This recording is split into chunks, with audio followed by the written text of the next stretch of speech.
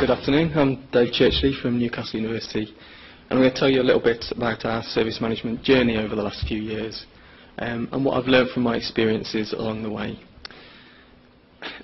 Following a conversation at lunchtime, I realised that perhaps the title of the presentation could be a bit misleading. Where it's talking about the real world, I am still talking about higher education, not the real world. I did the first version of this talk late last year at the ITSM UK conference. I feel privileged to have been asked to share it with you today. But since then, I've actually changed roles. After all, change is the only constant, isn't it? I'm still in the IT service at Newcastle University, and my new position has reinforced a lot of my previous thoughts and ideas, but it's also given me a new perspective on some of the service management things that we did over the last few years. I think you might have seen a sneak preview of this slide earlier, but it didn't give too much away. I'm sure all organisations have challenges and circumstances that are unique to them or their sector, but there'll also be a lot of similarities. At Newcastle University, as well as the central IT department where I'm based, we also have local IT support teams based out in the schools, each with their own tools, processes and practices, although we are all now part of one IT service.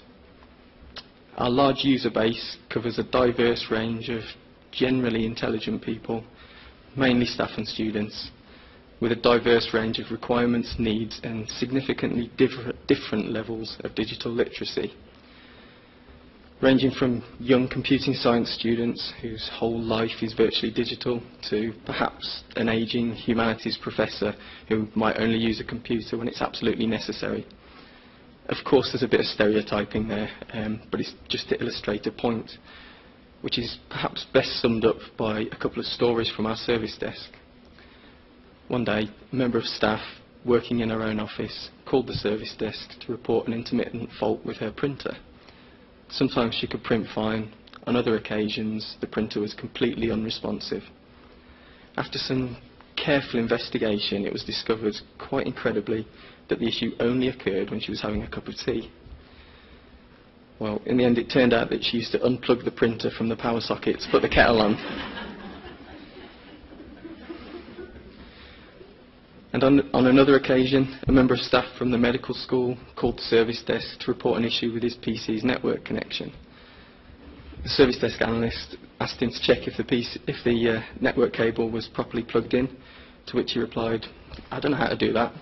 I'm only a brain surgeon." I think these stories just go to prove that you shouldn't make assumptions when communicating with people. Just because something might seem obvious or easy to you, it doesn't mean that other people, no matter how intelligent they are, will understand what you're talking about. And this leads me on to something that I like to call the dad test. Now, my dad is a pretty clever chap. There he is. After he retired from teaching, he did a PhD as a hobby. But when it comes to anything related to computers or technology, he, let's just say, tests my patience. He hasn't got to grips with the mute button on the TV remote yet. But I like to think that I've managed to use this to my advantage. Whenever I'm writing documentation or talking to a user, I'll apply the dad test. I take a mental step back and ask myself, could my dad understand this? Or could my dad follow these instructions? And if the answer's no, then I know I haven't finished.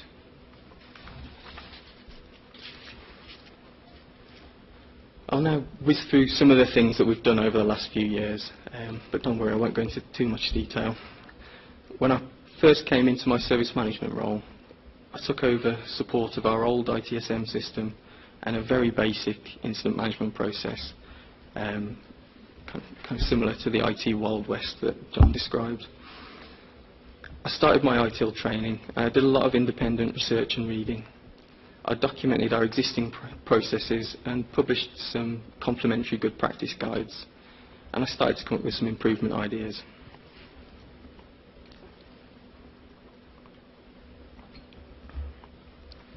And after a while, we went through a departmental reorganisation, which is something I'm sure you're all familiar with. And at that point, we got a dedicated IT service management team, what you might call a service management office. This was good as it showed a real commitment to service management, and it also meant I was no longer working alone. One of the first things we did then was to define the roles using RACI principles for service owners and service leads. And this was a turning point around accountability, responsibility and devolved ownership, and was integral to a lot of the work that's been done since, particularly initially around the service catalogue. The service catalogue project involved a lot of engagement with service owners, a lot of one-to-one meetings, helping them to define their services, and crucially, building relationships too.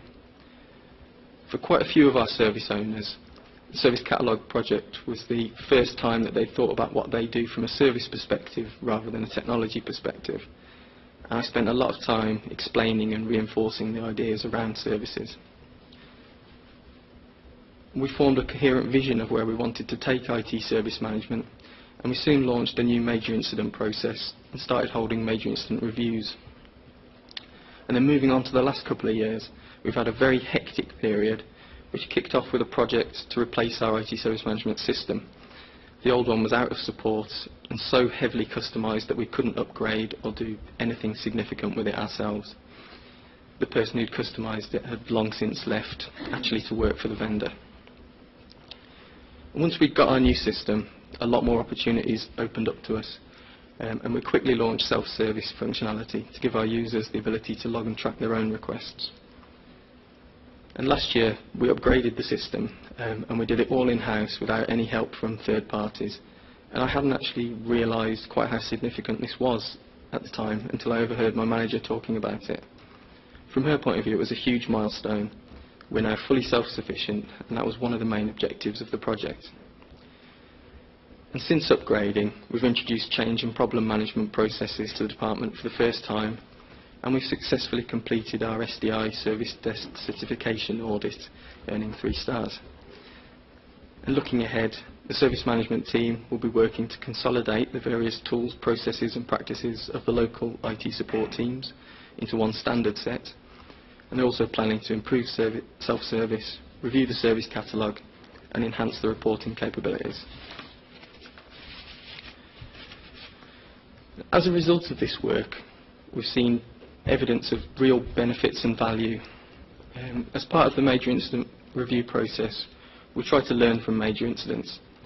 In almost every case of major incidents recurring, we've managed to reduce the impact the second time around through lessons learnt and improvements made through documented actions, whether that's through earlier identification of the major incident, a documented procedure to restore service, a known workaround, or just a better understanding of the impact and perhaps the ability to target communications to the affected users. We also look to identify and analyse the causes of major incidents, and this has had 2 particularly interesting outcomes.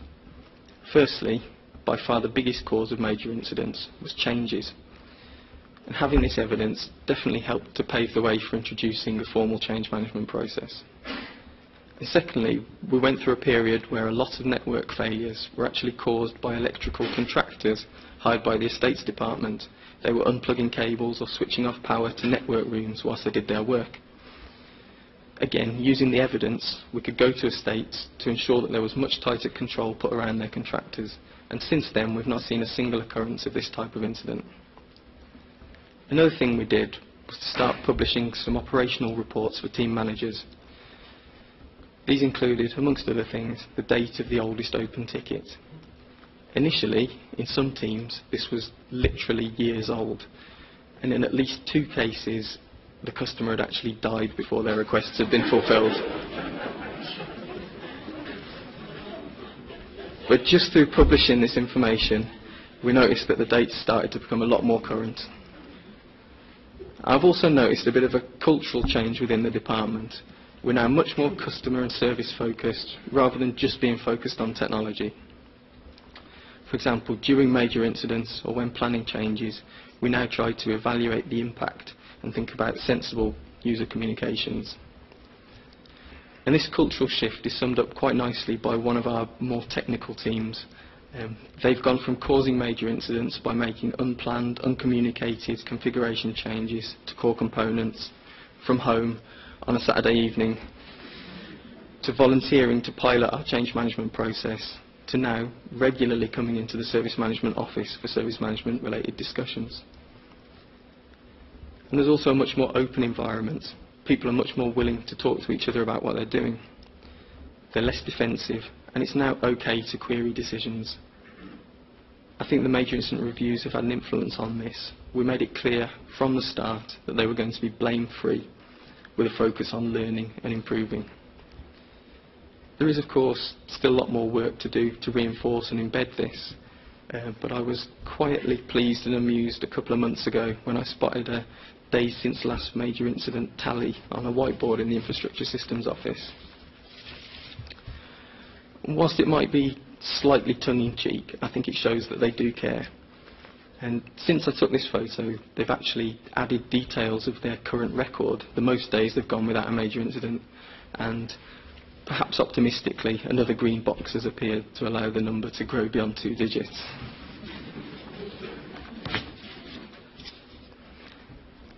I'll now change the emphasis to my personal perspective of what I've learned from these experiences. I've grouped this into 5 sections, and I'll talk a bit about each in turn. When I revisited these ideas recently, after a few months, I was glad to see that they still stand up, and they've actually been ratified by my experiences in my new job on the other side of the service management fence.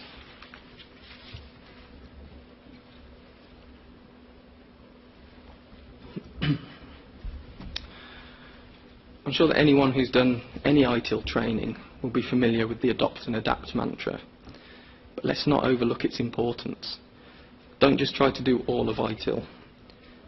It's essential to understand and adapt to your organisation's specific requirements. Make sure you appreciate what's important to your organisation and what the gaps are between where you are now and where you want to be. Embrace the good parts of the culture and get allies and champions from as many areas as possible to help to slowly influence behaviours that you want to change.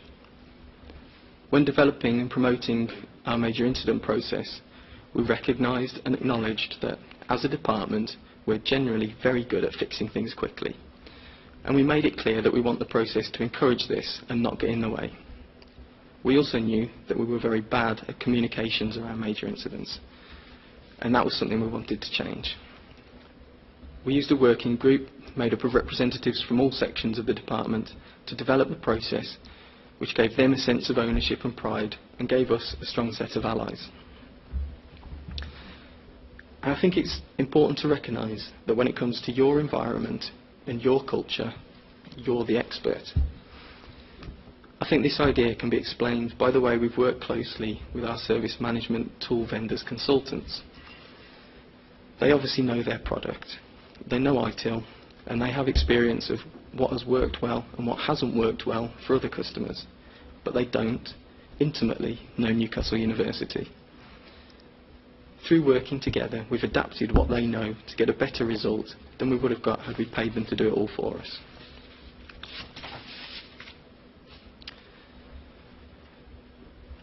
With any new initiative, you've got to start somewhere. It doesn't have to be perfect. Sometimes getting started can be the hardest part. But don't let a blind dedication to the theory get in the way of doing something useful. Start somewhere and then improve. There are good things about being idealistic. It engenders trust and respect, and if you believe in what you're doing, it makes it much easier to sell the message. But you've got to be pragmatic to get things done. Sorry. This is something I think I've definitely learnt with experience. When I started on the service catalogue project, I think I got the balance wrong. I was too idealistic, some might say naive. I wanted it to be perfect first go, and I'm sure this contributed in part to why that project took such a long time. Once you've got something in place, look to make steady incremental improvements, revisit earlier work, focus your attention on areas that you can identify need improving. A couple of years ago, we had a series of high-profile major incidents with particularly poor customer communications, and we reviewed the major incident process and did a relatively quick piece of work paying particular attention to expanding and clarifying the role and responsibilities of the communications lead. and we introduced an explicit communications plan. It's more evolution than revolution. I think taking an agile approach can work just as well for service management initiatives as for software development. Now, to me, people are the most important of ITIL's 4 Ps, but it's easy to forget about them sometimes, especially if you're working head down on designing a process or configuring a system, particularly if you've got a tight deadline. It's easy to publish pages and pages of process documentation, but it's no use if no one follows the process. A lot of the real work of a service management practitioner is about influencing behavioural change. This can sometimes feel like a constant battle, but I don't think it has to. It's important to engage early and often and give constant reaffirmation. Your message is not the most important thing to most people. They'll get it at different times, and even once they have got it, they'll often need reminding. Constant reaffirmation is the main way we've managed to influence the shift towards service-centric thinking. I believe it's important to lead by example, act with integrity and earn trust. I also believe in giving trust and building and maintaining relationships.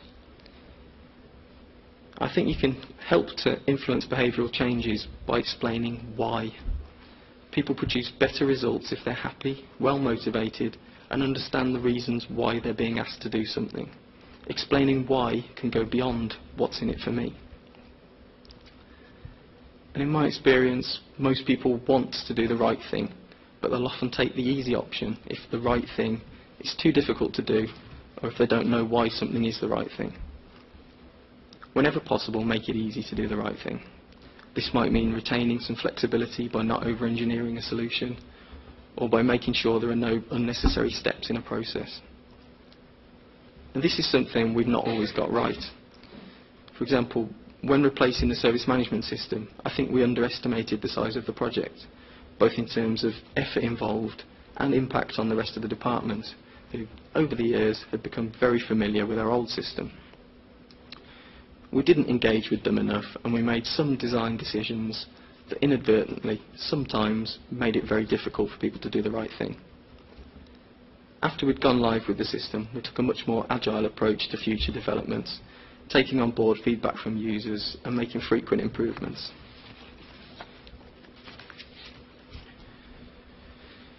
You can't do everything at once, but nor would you want to.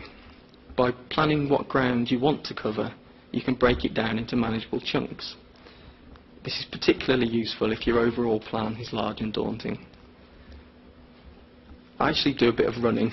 I've not made it to marathon distance yet, but I've done a few half marathons, and I use a similar chunking technique then to make the distance less daunting. I have a very familiar 3.5 mile training route, which I know inside out, so I break down longer runs into manageable 3.5 mile chunks, which I know I can do easily.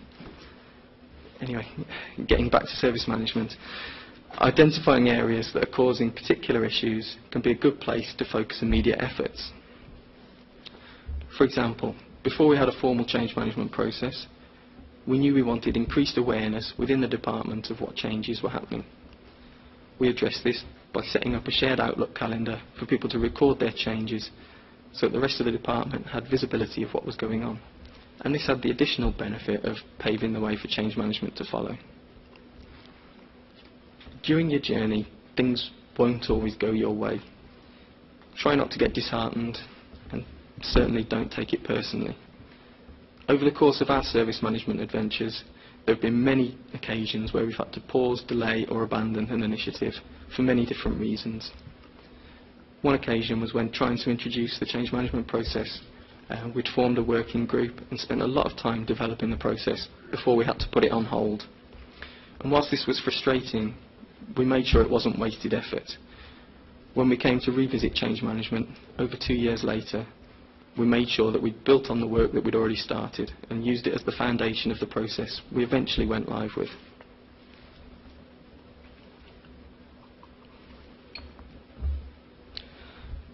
As things don't always go your way, it's important to build on your successes.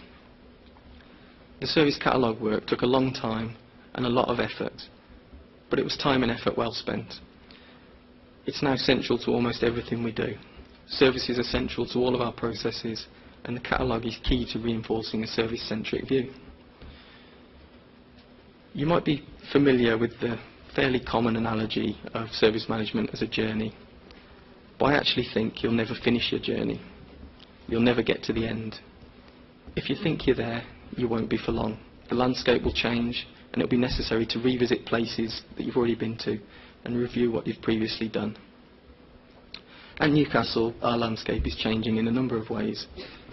Since the tuition fee rises, there's a continually growing emphasis on the student experience. As a university, we currently have a growth agenda.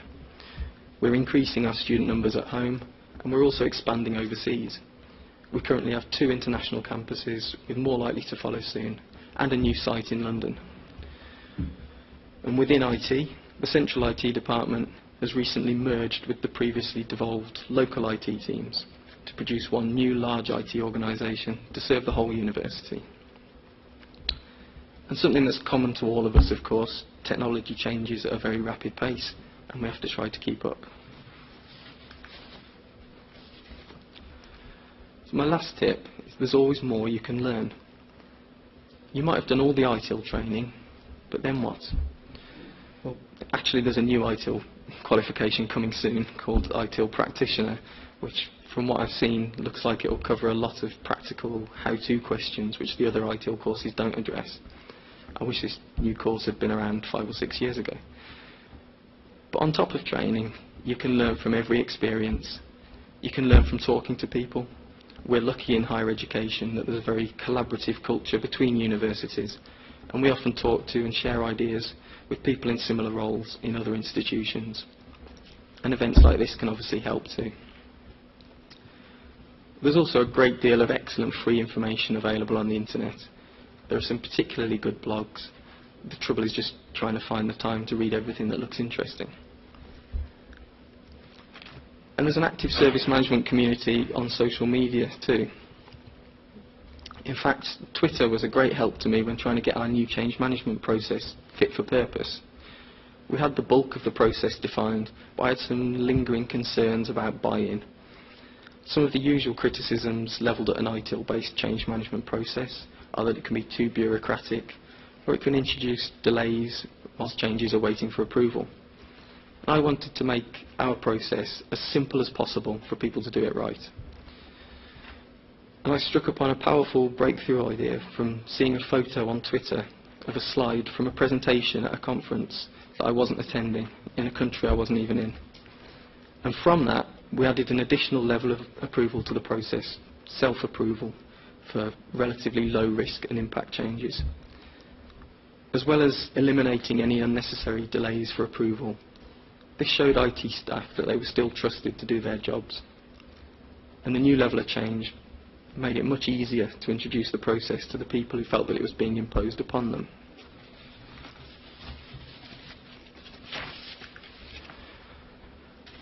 So in conclusion, based on what I've learned, I've come up with these principles.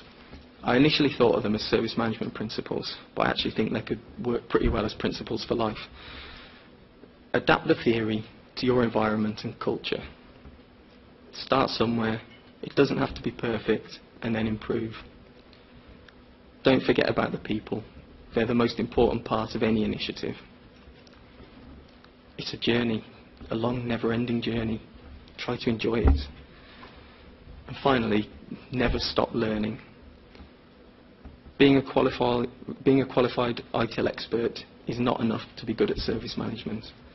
Knowledge of ITIL or other frameworks is only part of it. The true art of a service management practitioner is in applying your knowledge and experience to the specific needs and circumstances of your organisation. Thank you.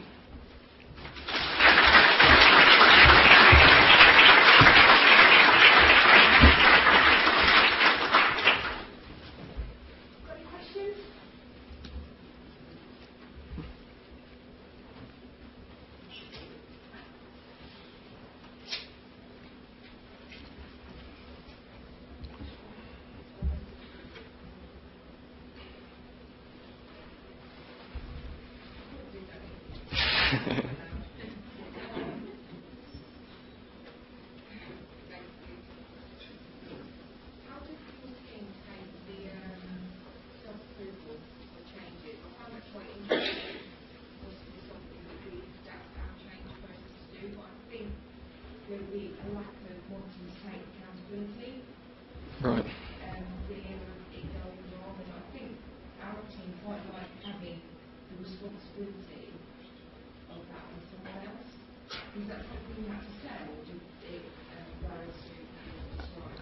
I think without it, we would have really struggled to sell the process at all. We went from not having a formal process to having this. It sounds like you've got a process in place already, so people are familiar with that. People were making changes all the time, in their own way. Different people kind of. There were change management practices, but there was nothing coordinated. Everyone was doing it in their own way, and they would. Some people would.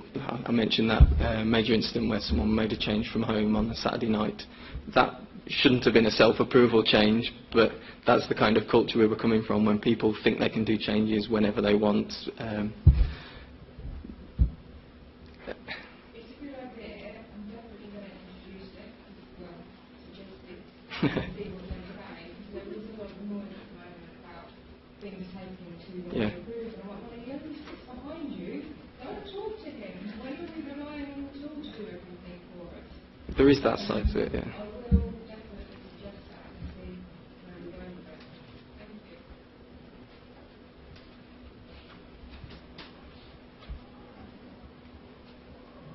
So just following on from that, is that a difference between a standard change and a self-approval?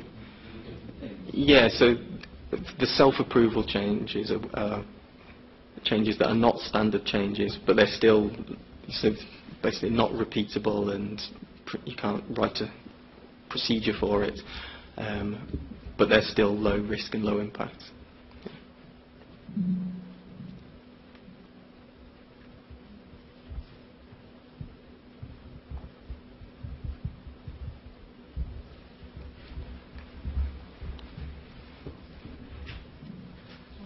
I just wondered whether you made a service catalog available on your public website for students and staff, or is it just useful to IT support teams?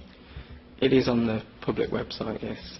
Yeah. Do you find that it gets well visits, or it's useful for things? Do you think it's worth it?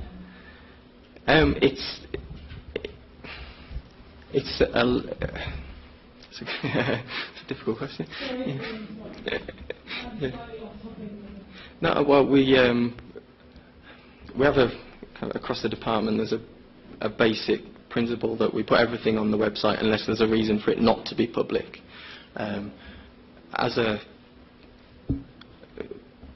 We wanted it to be public facing so that staff and students knew what services were available to them. It also includes things about the request procedure, so how should I request this service, which is information that we want available to people. So hiding that was never going to be a. There is another section to it which is only available only available to IT staff, with further information, kind of detailing who the service owner and who the service leads are, things like that, which we don't make that as public information because we don't want people contacting them directly for support, etc.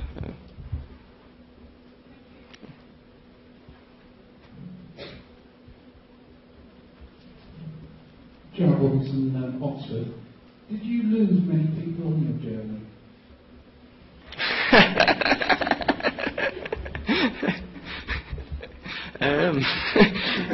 In what context? I thought you said someone died. Did you lose many members of staff for whatever reason? Not many, no. I don't think any. I can't think of any members of staff that would have left directly as a result of this journey. Obviously there's been turnover, but I think no.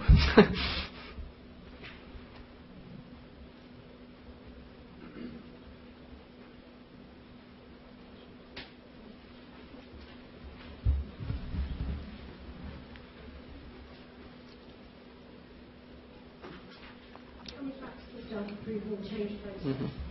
How do your staff making those changes interact with the business and understand whether or not the change timing is appropriate?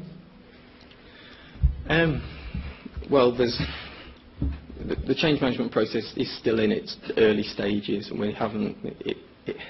It does need to evolve further. It needs to be revisited at some point. That's down to the people involved, the change owner, as we call them, to decide what's appropriate for the particular change. For higher risk and higher impact changes that wouldn't fall under that self-approval level, a lot more information is required about kind of how to communicate it, who's been consulted, back-out plans, etc., etc. For the low risk, low impact ones, it's very much left up to what the change owner thinks is appropriate.